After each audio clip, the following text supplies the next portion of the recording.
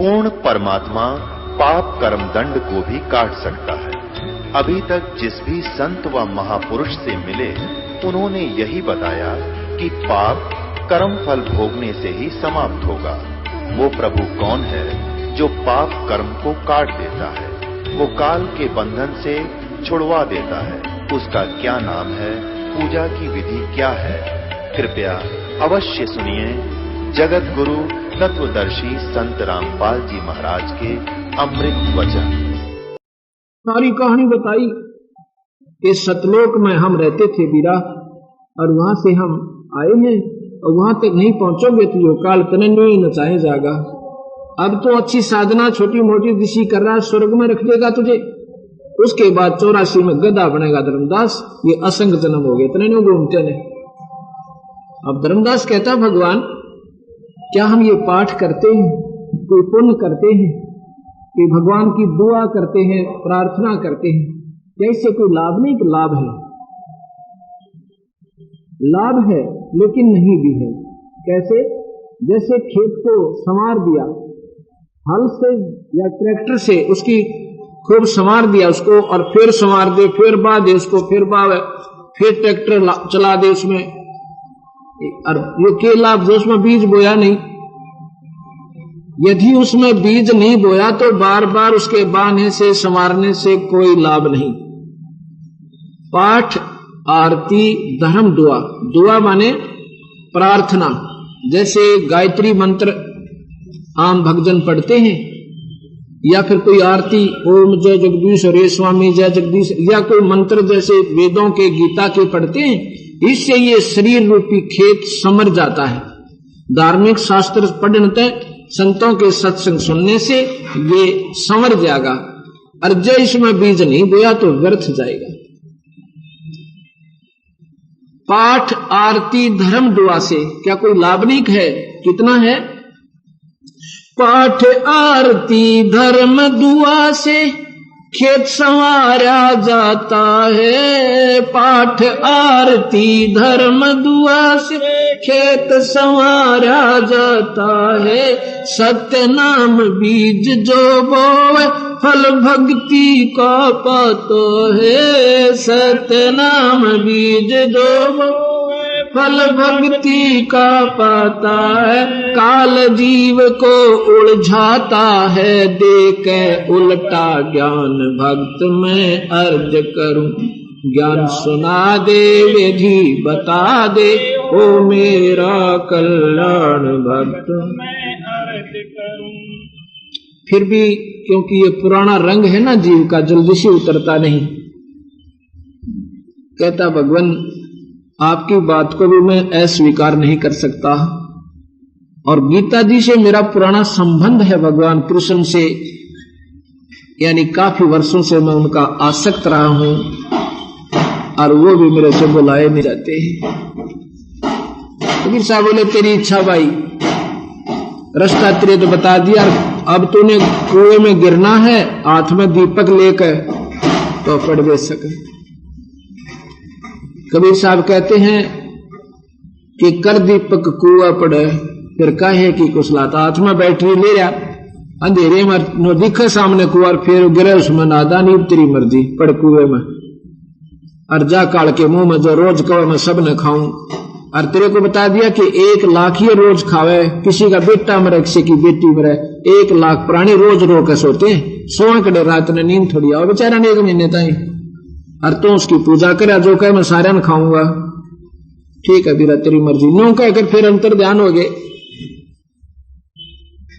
इतना तो उसके मन में समा गया कि बिल्कुल सही बात बताई भगवान ने, परमात्मा थे ये।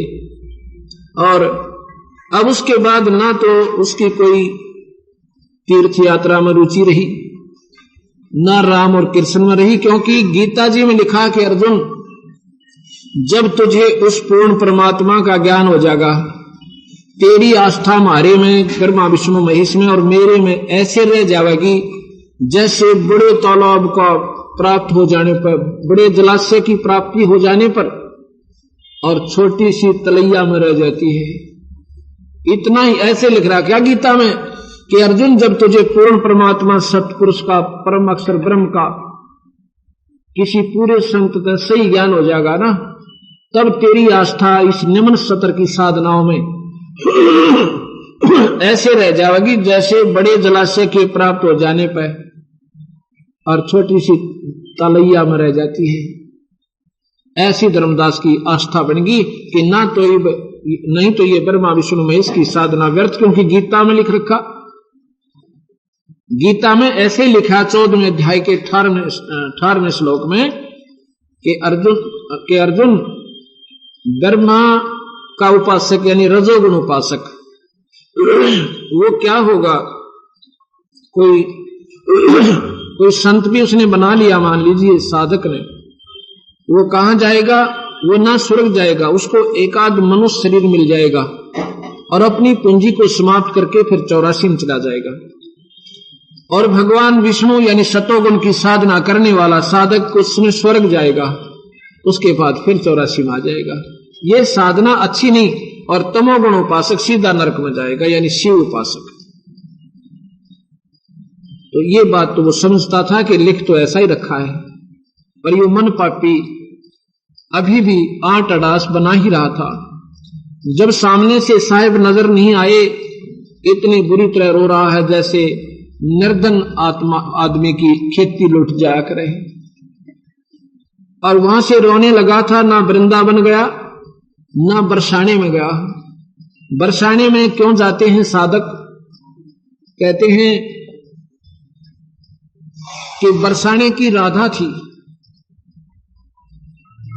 और वहां क्या कहते हैं बरसाने के लोग, भगवान कृष्ण का नाम नहीं लेते, ना वो जय कृष्ण कहते, ना कृष्ण कृष्ण कहते, ना राम राम कहते, वो कहते राधे राधे। एक दूसरे से मिलते हैं ना, जैसे कोई हम सतसाहिब कहते हैं, अन्य राम राम कहते हैं, वहां ऐसे नहीं कहते, वो कहते राधे राधे। कोई मिलेगा ना, चाचा राधे राधे, वो कहेगा बेटा राधे राधे। वो राम राम नहीं कहते। क्यों नहीं कहते? क्योंकि कहते हैं कि बरसाने की राधा थी और वो भगवान कृष्ण से मिलवा देगी हमने। और क्या महिमा गाते हैं, राधे राधे श्याम मिला दे, राधे राधे श्याम मिला दे। न्यों क्या करें, वह राधे बेचारी रो पीट के कभी दर्शन कर पाती थी भगवान के। उस समय राधा को गुंडी कहा करते थे, गंदी औरत मानते थे कि वो बिना समय में भगवान से मिलने यानी एक अहीर से मिलने जाती है। उसके जाने के बाद जो पता चला कि वो तो वास्तव में भगवान थे और वो तो पवित्र आत्मा थी, राधा भगवान की भक्त आत्मा थी। अब कहते हैं राधे राधे श्याम मिला दे, और जब उसको गंदी कहा करते थे। तो बरसाना भी नहीं गए, वो धर्मदास बरसाना में नहीं गए, वापस चल पड़ते हैं। आ जाते हैं कहां? अपने बांधवगढ़ में, रो रो के रुधन मचा रहे हैं।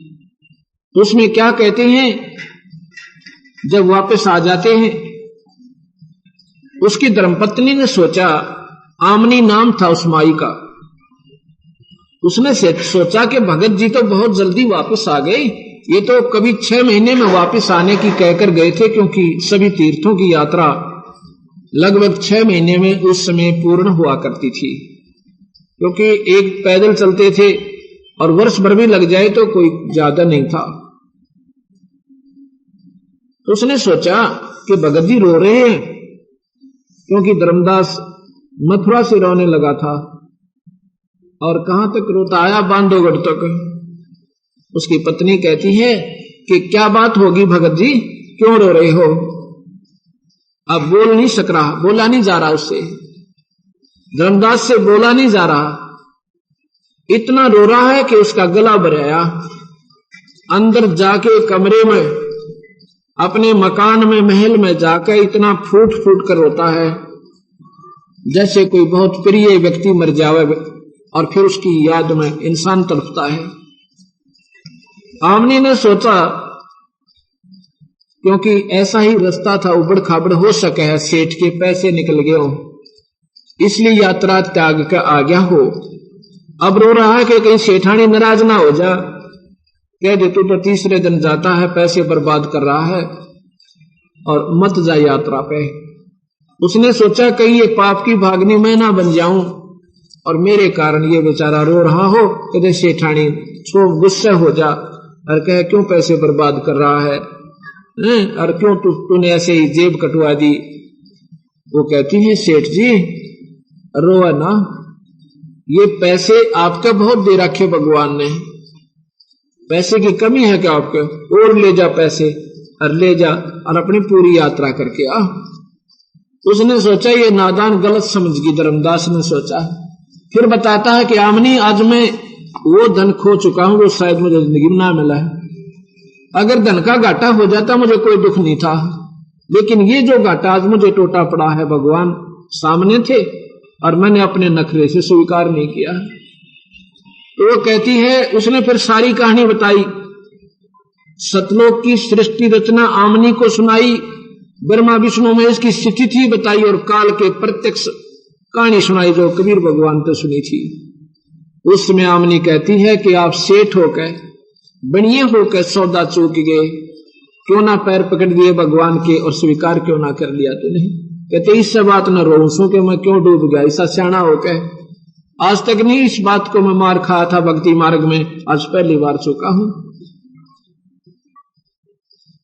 6 महीने हो जाते हैं, धर्मदास ने रो रहा है, खाना छूट गया, पीना छूट गया, और पिछली साधना आप पे छूट गई। जब ये मालूम है कि असंग जन्म हो गया हमने ये साधना करते करते ब्रह्मा विष्णु महेश और ब्रह्म की, अभी तक जीव का जन्म मरण नहीं मिटा। जन्म मरण मिटेगा कहा था धर्मदास, मेरी शरण में आ जा और तेरा जन्म मरण मैं मिटाऊंगा, यू काल नहीं मिटा सकता। काल भगवान ब्रह्म कुछ समय के लिए मिटा सकता है, जैसे धरो और प्रहलाद को महास्वर्ग में भेज दिया। जब महाप्रलय होएगी, लिखा है गीता में कि सभी स्वर्ग और महास्वर्ग के प्राणी नष्ट हो जाएंगे, मर जाएंगे, वो फिर 84 में आ जाएंगे। पूर्ण मुक्त होना है धर्मदास, और अर्जुन उस परमात्मा की शरण में चला जाता, तो वो परमात्मा मैं हूं भाई, कबीर साहब कहते हैं। आमनी को धर्मदास बता रहा है कि भगवान थे वो खुद पूर्ण ब्रह्म, और मुझ नीच में इतनी हिम्मत नहीं हुई कि मैं अपने इस अहंकार ने त्याग के और चरणा में गिर जाऊं। 6 महीने रो रहा है, सुख के बिल्कुल कांटा हो जाता है। आमनी कहती है कि भगत जी आप तो मर जाओगे, अगर मर जाऊं तो बढ़िया, पाप इस पापी का अंत हो जाता तो अच्छा है, मैं रह नहीं सकता। जैसे जिसने जब ज्ञान हो गया, जैसे पानी के बिना ये मछली नहीं रह सकती, ऐसे ही हंस आत्मा अपने भगवान के विछोह में वो कभी जीवित नहीं रह सकता। कबीर साहब कहते राम वियोगी ना जीवे जीवित बोला हो, राम के वियोग में सच्ची जिसका लगन लगी हुआ तो जीवे नहीं, और जीवेगा तो पागल हो जाएगा, उसके विरह में इतना आसक्त हो जाएगा। अब 6 महीने के बाद अपने आप अंतःकरण में आमनी के अंदर प्रवेश करके मालिक कहता है कि आमनी के मन में प्रेरणा आती है कि सेठ जी एक बात बताओ, क्या कोई ऐसी बात बताई थी उन्होंने, कोई कहा हो, इशारा किया हो मैं कैसे मिलूं, मैं तेरे लिए वही साधन करने को तैयार हूं। कि कहा था क्या कहा था। आमनी थोड़ी कंजूस थी, वह खर्चे जो धर्म पर कुछ पैसे लगाता था तो वह टांग अड़ाया करती है काजी वह। तो उसने सोचा ये धर्म करूं, मनमाने 10 दिन 5 दिन 3 दिन और लाखों आदमी आ जा, भाई लाखों का खर्चा भी होगा। नहीं, भगवान कह तो रहे थे कि भाई जहां पर परमात्मा की नाम पर कोई अखंड भंडारा होता है वहां मैं अवश्य आता हूं, किसी भी रूप में आऊं। तूने बोला आमनी मैंने तेरे से नहीं बताना चाहा पर बता दूं आज। भगवान ने कहा था कि अगर कोई तू ऐसा धर्म यज्ञ करेगा, यानी भंडारा करेगा, परमात्मा के निमित्त संतों को भक्तों को भोजन खिलाएगा, तो मैं अवश्य आऊंगा जहां पर ईश्वरीय चर्चा होगी। तो वो कहती है कि आप मर गए, मैं इस धन का क्या करूंगी सेठ जी, जितना पैसा चाहते सारे न लुटा दे, अपनी शांति पातू। उसी दिन से अगले दिन 2-4 दिन के बाद भंडारे के सारे संदेशा भिजवा दिया और भंडारा शुरू हो गया। 3 दिन, तीसरा दिन आ जाता है और अंतिम दिन भंडारे का अंतिम पंगत जीम रही है। और धर्मदास कहता भगवान या तो आज दर्शन दे दिए, ना तेरा दास आज के बाद नहीं है, आत्महत्या करूंगा, मेरे पर जिया नहीं जाएगा तेरे वियोग में। इतना कह के जमाख्या में रो रहा है और संतों को विदा भी कर रहा है, भोजन खिला रहा है। इतने में दृष्टि जाती है कि सामने वही जिंदे के रूप में वो परमात्मा एक वृक्ष के नीचे बैठा है। छोड़ कर उनको भोजन खिलाना और चरना में गिर कर बहुत बुरी तरह रोवा। नो देखे जैसे माँ बच्चे ने छोटे से न छोड़ कर खेत में चली जा और शाम ना आवे और उसका नहीं देख कर रोवा, क्यों पानी भराए भगवान, अब मत छोड़ जाना। अकने धर्मदास अपना नहीं छोड़ूंगा, इनको विदा कर, मैं तेरे लिए आई। उनको विदा करके संतों को घर ले आता है कबीर भगवान को। आमनी को कहता भगवान आ गए, ये मेरे परमात्मा है। आज दोनों एक एक पैर पकड़ कर रोते हैं, दोनों एक एक पैर पकड़ कर रोते हैं और कहते हैं, आमनी कहती है महाराज जी आपके भगत के साथ ऐसा नहीं करना था आपने, ये तो अगर आप आज आप नहीं आते तो ये समाप्त था, तेरा भक्त नहीं था, तेरा दास नहीं था आज की बात। महाराज जी आप तो दयालु हो, काल पहले हमने दुखी कर रहा, क्योंकि रोज कथा सुनाया करता धर्मदास आमनी को कि काल भगवान है जिसके अंतर्गत हम बैठे हैं, ये हमें पीड़ा पर पीड़ा देता है। तो वहां कहती है कि काल तो हमें दुखी कर ही रहा था, मालिक आप दयालु मिले थे, आपने भी परेशान आपका सेवक कर दिया कि नहीं। आमनी ये दुखी नहीं करा, इसके अंतःकरण का खोट काट दिया, ये वकील बन रहा था काल का, इसका अंतःकरण साफ हो गया रो रो के। एक वियोग की अग्नि में इसका सारा पाप, इसका संशय, इसके अंदर जो अकड़ थी वह खत्म होगी और नरम होए बिना बीज भक्ति रूपी जीव का प्रफुल्लित नहीं होता। इसलिए मैं देरता आया सू और ऐसी बात नहीं। जब उनको सत कथा सुनाई तो क्या कहते हैं, ज्ञान सुना दे विधि बता दे ओ मेरा कल्याण भक्त मर्ज करूं। ज्ञान सुना दे ओ मेरा कल्याण भक्त इतनी कह के साहेब कबीर अंत जान होया जी। इतनी कह के साहेब कबीर अंतर जान होया। अपनी गलती जान धर्म 10 फूट फूट के रोया जी। अपनी गलती जान धर्म 10 फूट फूट के रोया। भूल में जीवन खोया जी, अब हो गया सच्चा ज्ञान भक्त मैं अर्ज करूं। ज्ञान सुना दे विधि बता दे हो मेरा कल्याण भक्त मैं अर्ज करूं। पाखंड पूजा सब ही छोड़ी मन चाया न तीर्थ नाने को। पाखंड पूजा सब ही छोड़ी मन चाया न तीर्थ नाने को। वापिस घर को चल पड़ा सज वृंदावन बरसाने को। वापिस घर को चल पड़ा सज वृंदावन बरसाने को। ए बंदी छोड़ तेरे पाने को, अब खो दूं अपनी जान भक्त मैं अर्ज करूं। न सुना दे विधि बता दे वो मेरा कल्याण भक्त। रो रो रुदन मचावण लागा एक धर्म ये गरचाई जी। रो रो रुदन मचावण लागा एक धर्म ये गरचाई जी। दीन दयाल दया के सागर आके सुरति दिखाई जी। दीन दयाल दया के सागर आके सुरति दिखाई जी।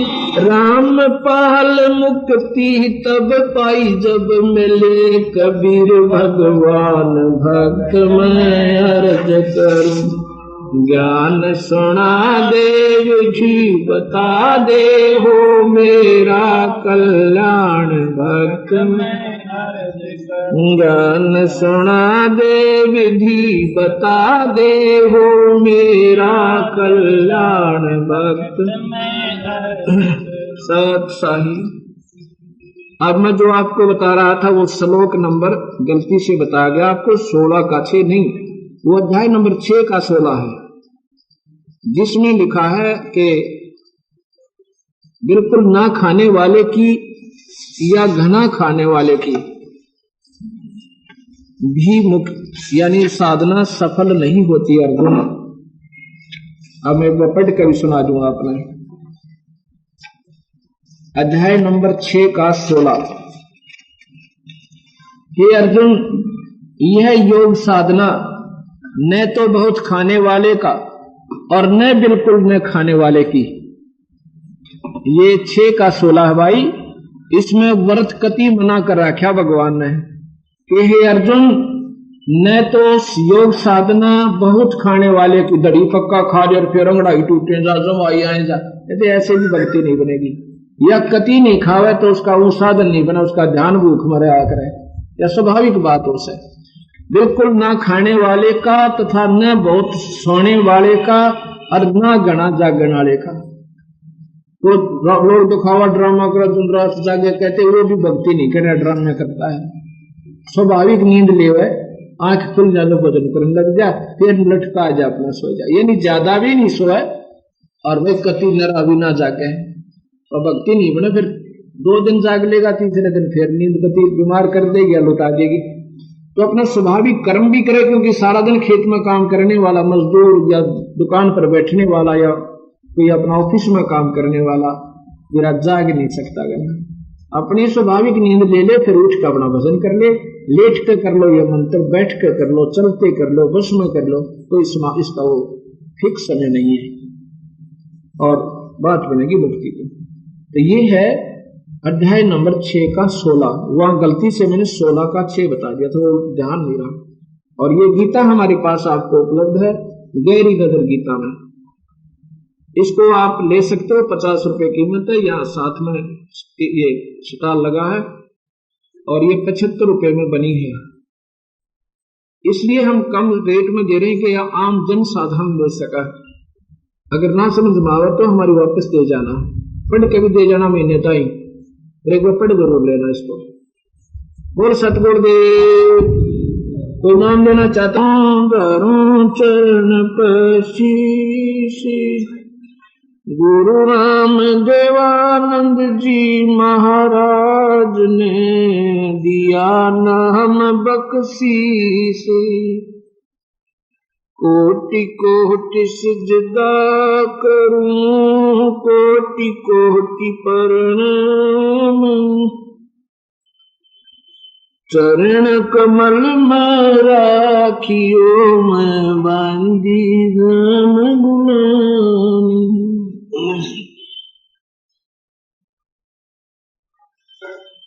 राम नाम रटते रहो जब तक घट में प्राण, कब हो तो दीन दयाल के है बनक पड़ेगी कान। कबीर लौट सको तो लूटियो, राम नाम की लूटी, फिर पीछे पछताओगे है प्राण जहांगे छूटी।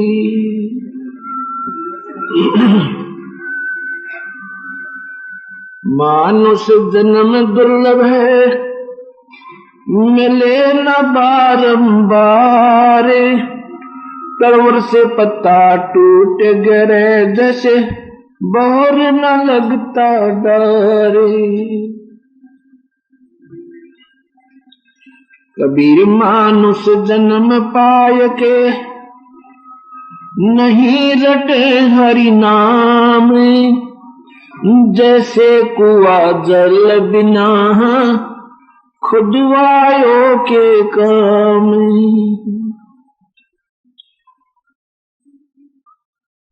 राम रटत कोडी भलो चू चू पड़े जो चाम।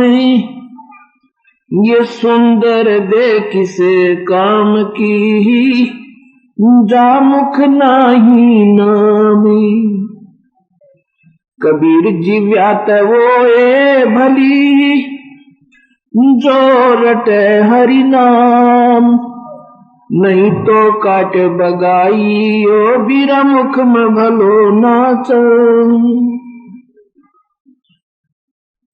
राम रटत दारिद्र भलो टूटी घर की छान। वो सुंदर महल किस काम के जा भक्ति नहीं भगवान।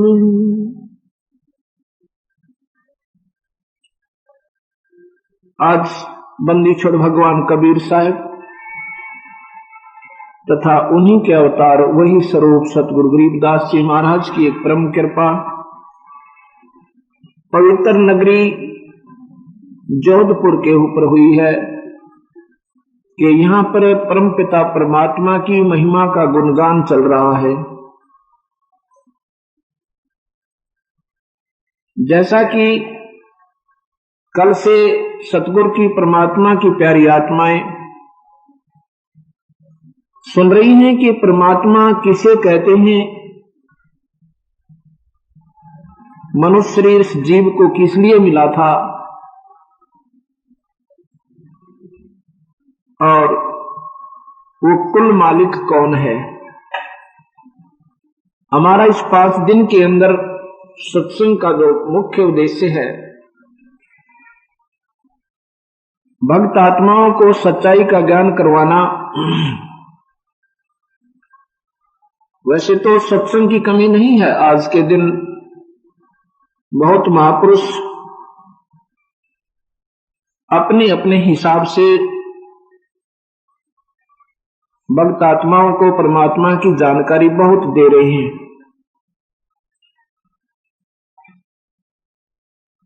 सतगुरु कबीर साहिब की जो महिमा है, सतगुरु गरीबदास जी ने जो अपने आंखों देखा हाल, उस सतलोक में खुद स्वयं जाकर सतगुरु कबीर भगवान के साथ और फिर उसकी जानकारी अपने ग्रंथ साहिब के माध्यम तक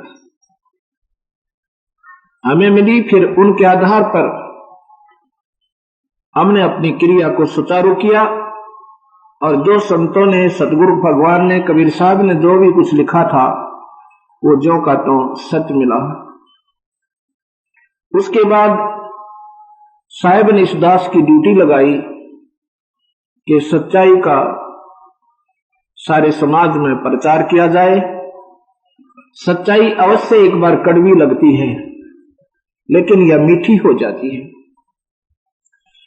जब हम कबीर साहिब को भगवान बताते हैं, साहिब वैसे परमात्मा का ही प्रतिबोधक शब्द है। संस्कृत में इसे पुरुष कहते हैं। हिंदी में कई पर्यायवाची शब्द हैं इनके, जैसे परमेश्वर, ईश, भगवान, राम, प्रभु। उर्दू में भी अल्लाह, खुदा, पंजाबी में रब, अंग्रेजी में गॉड। और साहिब शब्द भी ये फारसी का है। सत्य साहिब, सत्य माने सच्चा अविनाशी, साहिब माने परमात्मा यानी भगवान। जब हम कबीर साहिब को, क्योंकि हम उस परम पिता की महिमा से पूर्ण परिचित हो चुके हैं, इसलिए हमारे मुख से केवल कबीर शब्द नहीं निकल सकता। हम कबीर साहिब ही कहेंगे, क्योंकि वो भगवान ही है, वो परम पिता है, अनंत कोटि ब्रह्मांड के ईश्वर हैं।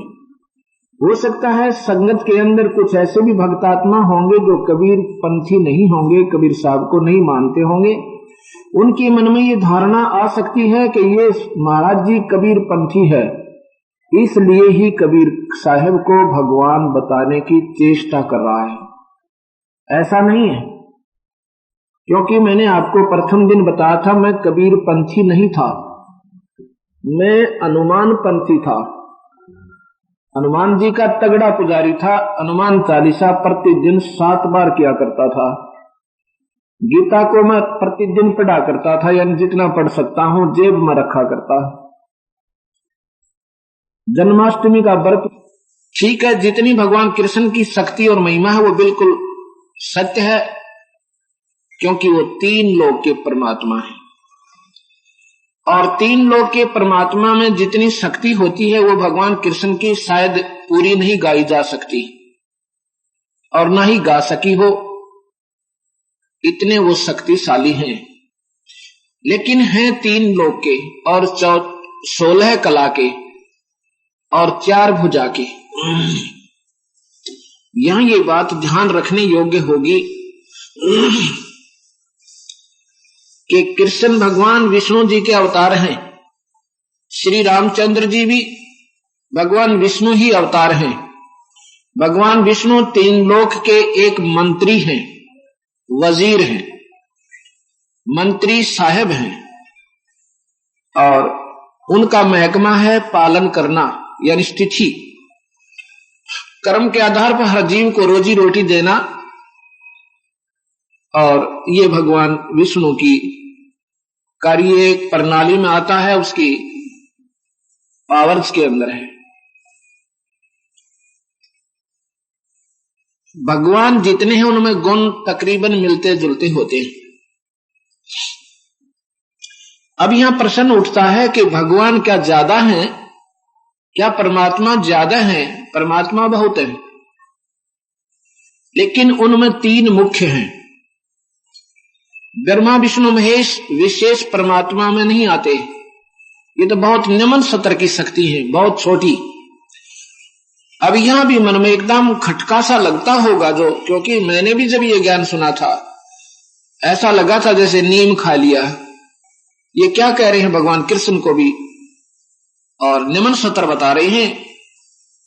मुझे भी लगा था शायद ये कबीर पंथी बावड़े हैं, अपने भगवान की महिमा ही गाने के लिए सबको छोटा बता रहे हैं। ऐसा भी नहीं पाया फिर, क्योंकि सच्चाई सच्चाई ही होती है, भले ही उसका ज्ञान हमें ना हो।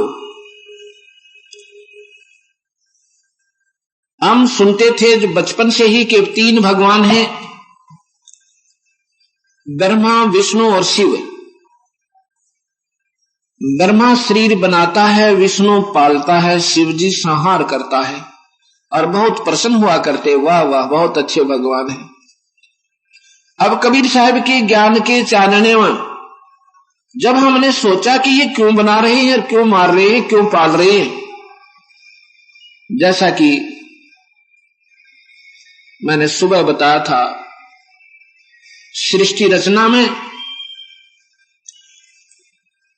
कि कल बताया था जैसे ब्रह्मा विष्णु महेश के पिता जो हैं ये ज्योत निरंजन है, ज्योति निरंजन है। इनको काल भी कहते हैं। गीता में वो स्वयं काल भी अपने आप को कहता है। भगवान कृष्ण के अंदर वो परम शक्ति बोल रही है, वो काल। कृष्ण भी नहीं बोल रहे थे। महाभारत में जब अर्जुन ने पूछा था कि भगवान युद्ध के बाद आप वो गीता एक बार फिर सुना दो मुझे, भगवान ने कहा कि मुझे याद नहीं मैंने क्या कहा था, अब ज्यों का तो मैं नहीं बता पाऊंगा। इससे सिद्ध हुआ कि भगवान कृष्ण ने वो गीता नहीं कहा। वो परमात्मा साथ में गीता में कहता है कि मैं कभी आकार में नहीं आता, और ये मूर्ख लोग मुझे आकार में आया हुआ मान रहे हैं, मुझे कृष्ण मान रहे हैं। मैं कृष्ण नहीं हूं, मैं तो वो शक्ति हूं, मैं कभी आकार में नहीं आता और मेरी लीला अलौकिक है, मेरा प्रगट होना अलौकिक है। अलौकिक का तात्पर्य सामने नहीं आऊंगा पर खेल सारे मैं ही करूंगा।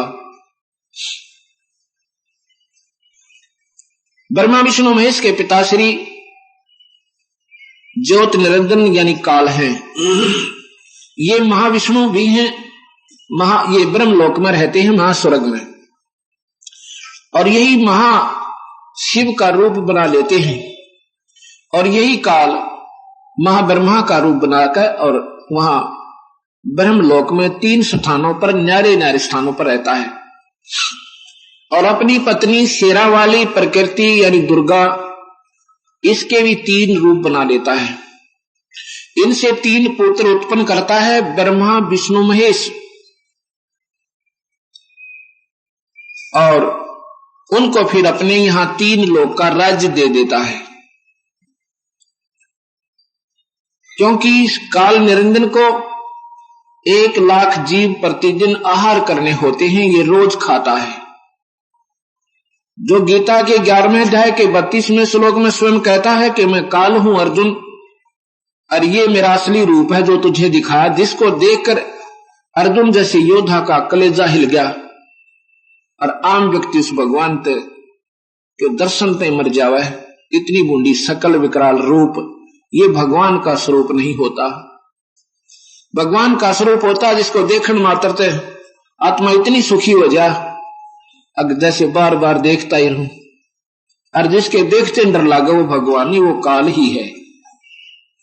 ऐसे विष्णु पुराण में लिखा है कि विष्णु का एक रूप तो भगवान है, पुरुष है, उसका परम रूप यानी असली वास्तविक रूप उसका काल है। जैसा दिन में भी मैंने परिभाषा बताई थी, अब ज्यादा नहीं बढ़ाऊंगा। अब मैं आपको परमात्मा, और ये शेरा वाली जो है अष्टंगी भी कहते हैं, इसको प्रकृति देवी भी कहते हैं, ये ब्रह्मा विष्णु महेश की माता है। देखो भक्तजनों, हमारा समाज रूढ़िवादी बन गए। हिंदू अपनी साधना को श्रेष्ठ मानते हैं, मुसलमान भाई अपनी साधना को श्रेष्ठ मानते हैं, जबकि साधना तो एक ही है, एक ही परमात्मा है। अल्लाह कोई न्यारा नहीं और राम कोई दूसरा नहीं, एक ही शक्ति के भाषा भिन्न नाम है। हमने ये जो शास्त्र आज हिंदुओं के नाम लिख दिए कि हिंदुओं के शास्त्र हैं, ये हिंदुओं के नहीं। जब ना मुसलमान थे, ना हिंदू थे, ना सिख थे, ना ईसाई थे, ये सभी पुराण, ये वेद, गीता जी, महाभारत, सुधा सागर, ये उस समय श्री वेद व्यास जी द्वारा दोबारा रचित किए गए थे, एज इट इज, ज्यों के त्यों, और आज वो हमारे पास उपलब्ध है। तो उनको किसी ने पढ़ा तो क्योंकि कबीर साहब के ज्ञान बिना वो उनको ज्ञान नहीं हुआ। उसमें स्पष्ट लिखा है कि शिव पुराण में लिखा है कि शिव जी से विष्णु उत्पन्न हुआ, और ब्रह्मा की उत्पत्ति भी शिव से हुई। विष्णु पुराण में लिखा है कि विष्णु से शिव, ब्रह्मा और विष्णु तीनों उत्पन्न हुए।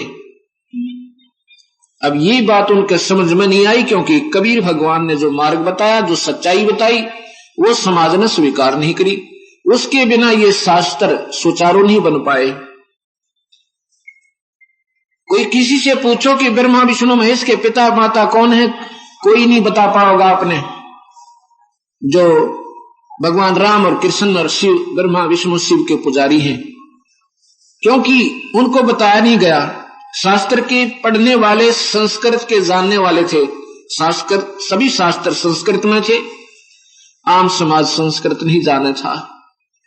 उन्होंने जो बात नहीं समझ में आई उसको छोड़ दिया और कह दिया भगवान ब्रह्मा विष्णु महेश ये अजर हैं, अमर हैं, ये अजन्मे हैं, ये मरते को न।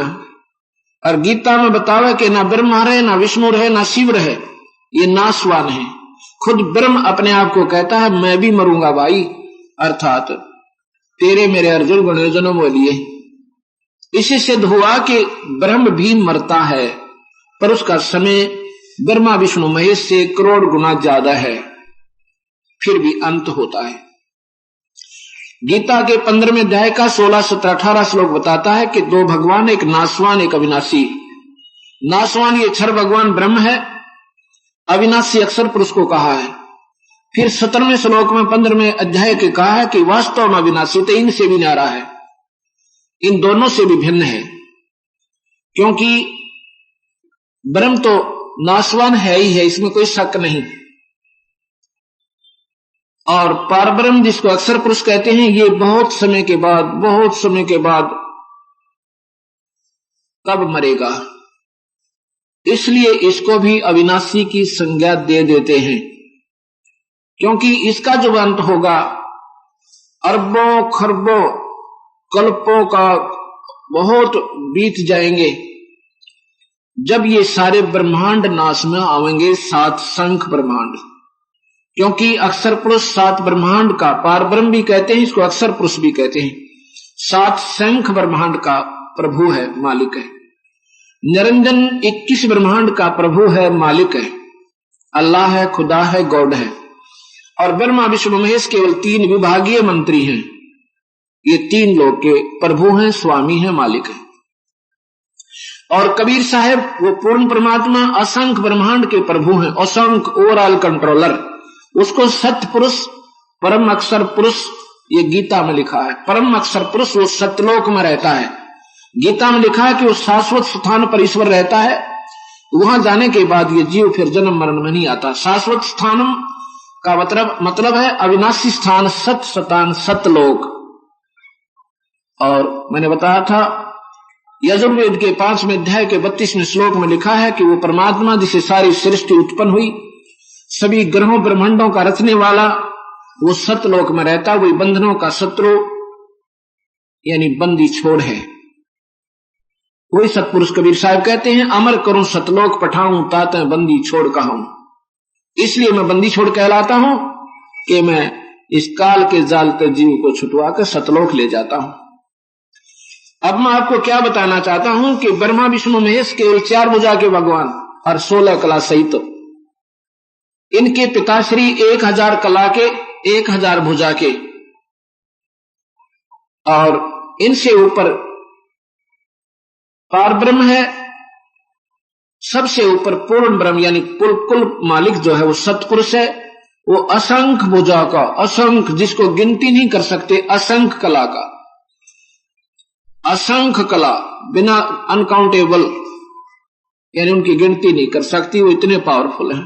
अब आप विचार कीजिए, एक तो 40 वाट का, एक तो 4 हाउस पावर की मोटर, 1000 हाउस पावर की, और एक थर्मल प्लांट, आप हिसाब ले लेना। फिर वो 4 हाउस पावर की तो ब्रह्मा विष्णु महेश, 8 हॉर्स पावर की समझ लो इनकी माता, और 1000 हॉर्स पावर का इनके पिताश्री। लेकिन ये कबीर भगवान समझ लो थर्मल प्लांट जहां से बिजली बनती है, जिसकी कोई अंत कोई ना। अब ये बात आप शास्त्र पढ़ोगे जब बात बनेगी। सभी शास्त्रों का समावेश हमने एक किताब बनाई है, गहरी नजर गीता में। मैंने पुस्तक, पहले 2 पुस्तक इस दास ने बनाई, जिसमें यथार्थ भक्ति संदेश प्रथम भाग और द्वितीय भाग। द्वितीय भाग में हमने काफी गीता की जानकारी देने की चेष्टा की। उसमें कुछ एक जो रूढ़िवादी भक्त आत्मा थी, उन्होंने कहा कि तुम्हारे महाराज जी का जो अच्छी लगी ना, वो तो इसमें दे दी, और जो सच्चाई थी गीता में वह छुपा दी। तो इस दास के ऊपर कृपा हुई दाता की कि क्यों ना इस ऐसे अनमोल शास्त्र को एक बार दोबारा अनुवाद कर दिया जाए, क्योंकि संस्कृत फेरबदल नहीं हो सकती। जो भगवान ने अपने मुंह से बोल रखी है उसको कोई नहीं मिटा सकता, वो यूं की नो रहेगी। शब्दार्थ गलत करते हैं वो मूर्ख लोग हैं, भावार्थ में वो चेंज कर सकते हैं जिसकी जितनी बुद्धि काम करती है। तो इस दास ने ये सारी आंशिक लेख सभी शास्त्रों के थोड़े थोड़े जो इसमें आवश्यक थे वो इसमें दे रखे हैं। चाहे शास्त्र खरीदना चाहे मत खरीदना, उसको सत्य मानकर पढ़ लेना, बिल्कुल 100 की 100 सत्य उसमें एज इट इज कॉपी है, जिससे आपको ये प्रमाणित हो जाएगा कि इन शास्त्रों में ऐसा ही लिखा है। और उसके आधार पर फिर जब गीता जी को देखा, गीता जी में 90% महिमा उस परमात्मा की गाई है।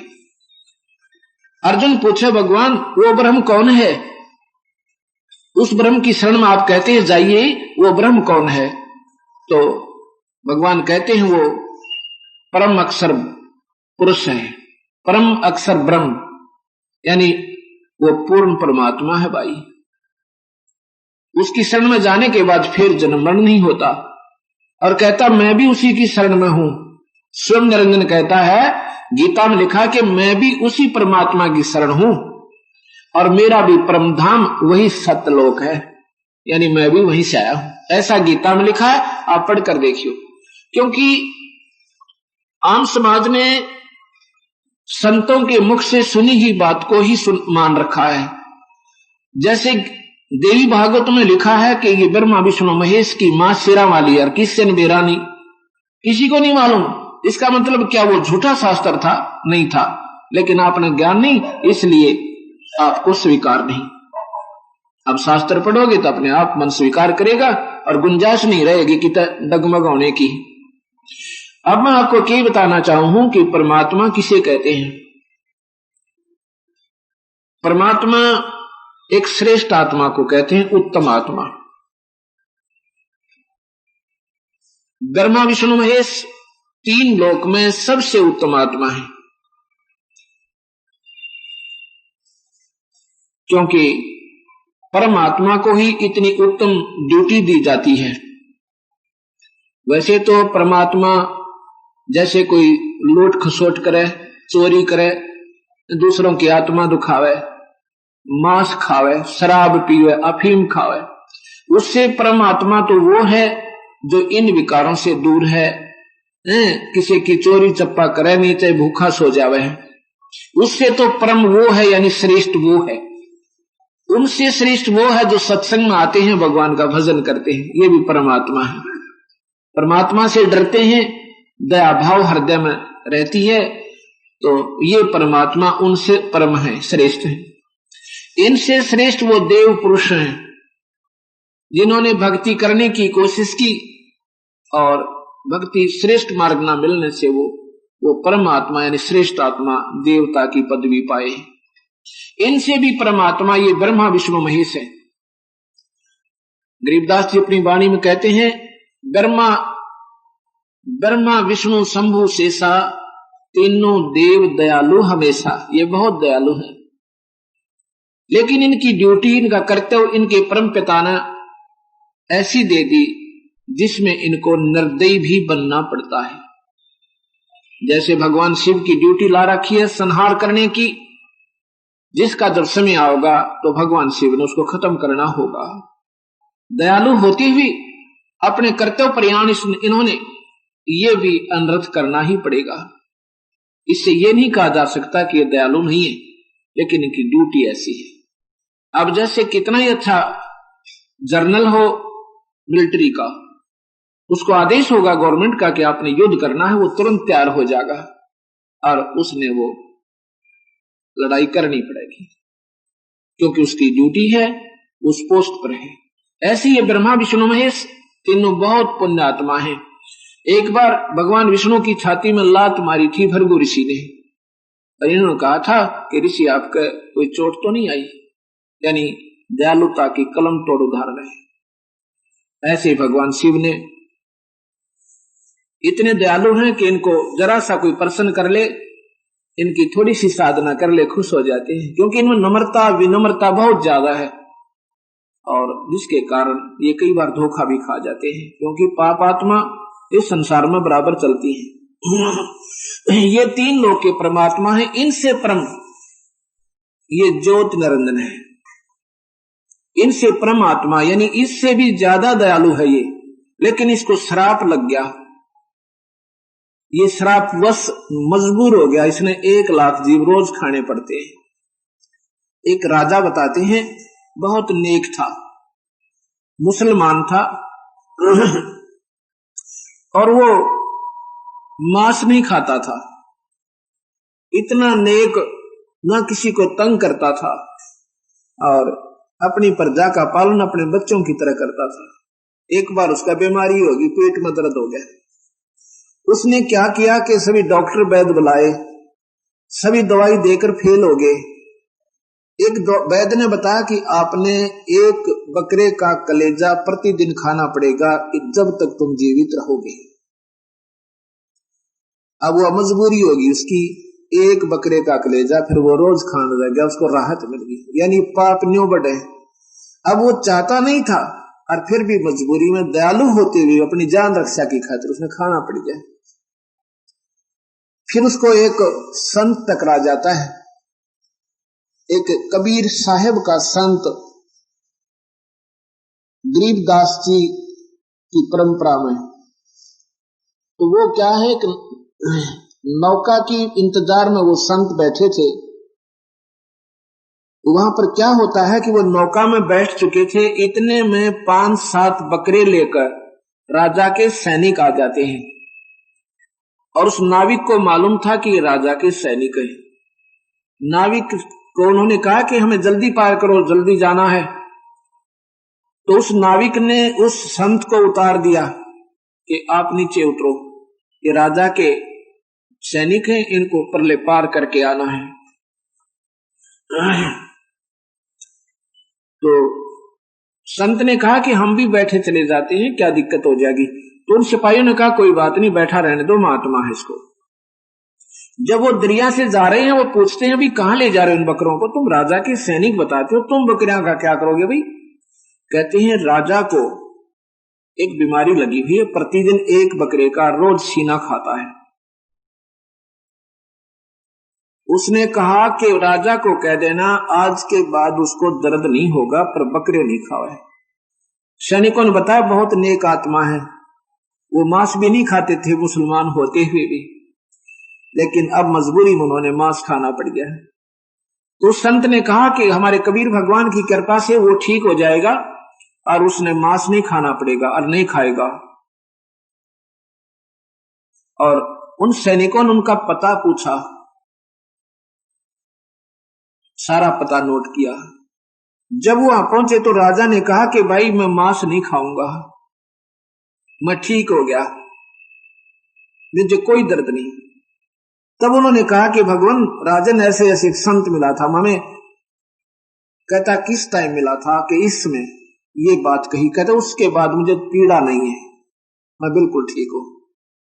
उस संत को ढूंढा, उसके संतान भी नहीं थी, कबीर साहब की कृपा से साल भीतर उसके लड़का हो गया, और ज्यादा प्रसन्न हुआ। और फिर उन्होंने एक बाग और एक मंदिर, एक आश्रम बनाया उस संत के नाम पे, उसका नाम रामनगर रखा। तो यहां हम ये कहना चाहते हैं कि परमात्मा से कहते हैं श्रेष्ठ आत्मा।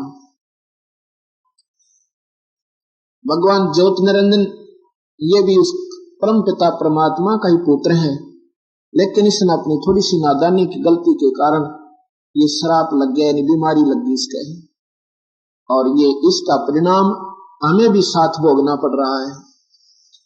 1 लाख जीवों का ये काल रोज आहार करता है, इसलिए ये गुप्त रहता है, किसी के सामने प्रकट नहीं आता होता। स्वर्ग में नहीं रहता, ये स्वर्ग में इस रूप में नहीं रहता जिसका वास्तविक रूप है। ये जैसे प्लास्टिक सर्जरी कर ले तो वो ओरिजिनल रूप छुप जाता है उसका, चाहे कितना विकराल गुंडा हो। ऐसे ये 3 रूपों में महा ब्रह्मा, महा विष्णु, महाशिव रूप में वहां रहता है, 4 भुजा में, लेकिन अपनी 1000 भुजा वाले रूप को वहां गुप्त करके रहता है। एक सिद्धि होती है जो बहुत शरीर बना सकता है, जैसा चाहे कुछ समय के लिए बना सकता है। वहां भी तीनों रूप में ये हर समय दर्शन नहीं देता, सब संतों को अपना अलग स्थान रखता है। जब चाहे वहां से खत्म और गुप्त हो जाता है, किसी को अंदर आने का आदेश नहीं है। और अपने लोक में जाकर अपने विकराल रूप में बैठकर 1 लाख जीवों का आहार करता है। वहां पर तपतशिला बनी हुई है, एक पत्थर की टुकड़ी अपने आप स्वतः गर्म रहती है, जो निरंजन लोक में। वहां पर ना ब्रह्मा जा सके, ना विष्णु जा सके, ना शिव जा सके, ना कोई साधक जा सकता। उसने ऐसा बीच में इतना भयंकर एक शक्ति छोड़ रखी है। उसको केवल कबीर साहब के सार नाम सतनाम का उपासक संत और कबीर साहब के यानी सहारे से उस नगरी को पार करके ही जाना पड़ता है। ये काल भगवान के सिर पर पैर रख के ये कबीर हम वहां से पार होते हैं, क्योंकि काल भगवान ने 21वें ब्रह्मांड के अंतिम लोक में, जो कि सतलोक जाने का रास्ता है, वहां पर अपने सिर के बल पे बंद कर रखा है कि कोई इधर से वापस ना चला जा। जब ये कबीर साहब का उपासक सतनाम और सारनाम का उपासक संत जाता है भक्त, उस हंस के सामने उसका अपने आप सिर झुक जाता है, वो रास्ता खाली हो जाता है और उसके सिर पे पैर रख के काल के ये कबीर हंस अपने सतलोक चला जाता है। अब आपको ज्ञान हुआ कि परमात्मा कितने हैं। अब यहां पर सभी संत कहते हैं कुल का मालिक एक है, और गीता में लिखा है कि अर्जुन ये संसार उल्टा लटका हुआ वृक्ष है। ऐसे ही कबीर साहब कहते हैं अक्षर पुरुष एक पेड़ है, निरंजन वाकी डार और तीनों देवा शाखा है। भाई पात रूप संसार, कितना एक ही दोहे में सारी सृष्टि का वर्णन दे दिया भगवान कबीर साहब ने। गीता में भी ऐसा ही लिखा है अर्जुन, ये उल्टा लटका हुआ वृक्ष है और इसकी जड़ ऊपर को है, यानी मूल जड़ कहां है इसकी? सतलोक है। और कबीर साहब कहते हैं कि अक्षर पुरुष एक पेड़ है। अक्षर पुरुष माने परब्रह्म। ये तो समझो जमीन से बाहर दिखने वाला पेड़ है, मोटा तना है, और इसके एक मोटी डार लगी है, मोटी डार, उसको निरंजन जानो, और उसके फिर 3 शाखा हो निरंजन के, ये ब्रह्मा विष्णु महेश समझो, तीनों देवता, और टहनी और ये देवता, और ये पत्ते रूप में संसार। लेकिन जड़ कौन है, मूल कौन है? वो कबीर भगवान सतपुरुष है, पूर्ण परमात्मा परम अक्षर ब्रह्म है, और जड़ों से ही सारी शक्ति उस पेड़ को प्राप्त है। ऐसा ही गीता जी के 15वें श्लोक में 15वें अध्याय के 17वें श्लोक में लिखा है कि वो परमात्मा तो अविनाशी भगवान तो दूसरा ही है, वही तीनों लोकों में प्रवेश करके और सबका पालन पोषण और स्थिति सब कुछ वही करता है। अब जब हमने इस बात की सही जानकारी होगी, फिर गीता जी जैसे अनमोल शास्त्र को आप पढ़ोगे, इतना आनंद आएगा। हे परमात्मा, ओए होए, इतनी सच्चाई जो गीता में लिखी है और कबीर साहब से बिल्कुल मिलती जुलती है। गीता में सिर्फ कमी क्या रही कि उसमें उस परमात्मा के पाने का मार्ग नहीं है, केवल ब्रह्म के पाने का मार्ग ओम मंत्र है और यज्ञ हवन है, स्वर्ग महास्वर्ग की जाने की। पूर्ण परमात्मा के पाने की यानी वे ऑफ वर्शिप नहीं है, पूजा की विधि नहीं है। इस करके ऋषियों ने हजारों वर्षों वेदों और गीता के आधार पर साधनाएं की, लेकिन वो बेचारे फिर भी पार नहीं हो पाए। रहे निरंजन लोक में, महास्वर्ग में चले गए और करोड़ों वर्षों तक स्वर्ग महास्वर्ग में भी रहे, लेकिन फिर महाप्रलय जब होती है ये सारे ही समाप्त हो जाते हैं और फिर सृष्टि रची जाती है। ये 21 ब्रह्मांड में एक ब्रह्मांड की, ऐसे ही हर ब्रह्मांड के अंदर न्यारी न्यारी व्यवस्था हर समय पर होती रहती है। और सतलोक कभी नष्ट नहीं होता, इसलिए उसको सत्यलोक कहते हैं, उसको अमर लोक कहते हैं, उसको बेगमपुर भी कहते हैं। बेगम जहाँ कोई चिंता ना हो, कोई दुख ना हो, कोई गम ना हो, उसको बेगमपुर भी कहते हैं। उसको अजर लोक भी कहते हैं। कबीर साहब के यानी पूर्ण परमात्मा के अन्य नाम भी हैं, जैसे अकाल मूर्त, शब्द स्वरूपी राम और सतपुरख। सतपुरख, सत्य माने सच्चा, पुरख माने भगवान, सत साहेब। अकाल मूर्त जिसका काल ना हो, वो परमात्मा की तस्वीर यानी वो सतपुरुष। और शब्द स्वरूपी राम यानी शब्द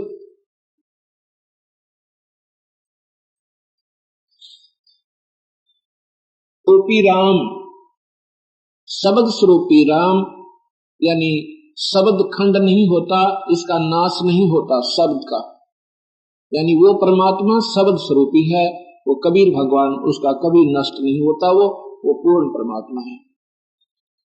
अब मैं जो बताना चाह रहा था आपको कि यदि हम कबीर साहब को परमात्मा बताते हैं, जो भक्तात्मा सतगुरु की महिमा से परिचित हैं वो तो स्वीकार कर लेते हैं, क्योंकि जैसे राम और कृष्ण भगवान की महिमा बहुत ही ज्यादा हिंदू समाज में प्रचारित की गई, जब हम पैदा हुए उसी समय से हमने भगवान राम और कृष्ण की महिमा आम बच्चे तक, आम संत तक, पुस्तकों के माध्यम से, धार्मिक पुस्तकों के माध्यम तक हमने खूब सुनी और हमें स्वतः स्वीकार्य हो गया कि ये बहुत ही अच्छी भगवान है और ये परमात्मा है, क्योंकि हमने पूर्ण ज्ञान नहीं था। उनको स्वतः स्वीकार कर दिया कि ये भगवान है, क्योंकि हमने महिमा गणी सुनी, आम व्यक्ति से सुनी।